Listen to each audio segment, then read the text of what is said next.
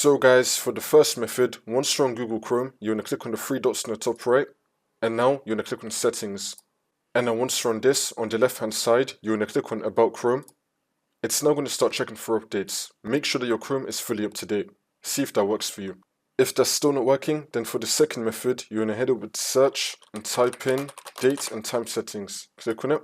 And then once you're on this, make sure that your time zone is correct. Make sure that you have Set Time automatically turned on.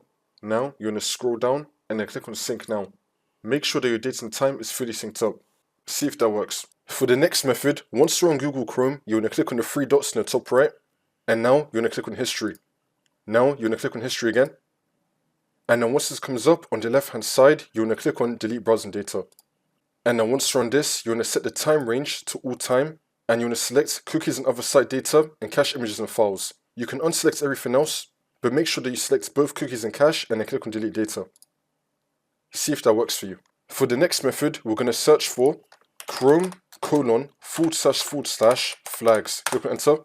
And then once this comes up, we're going to search for in the flags QUIC.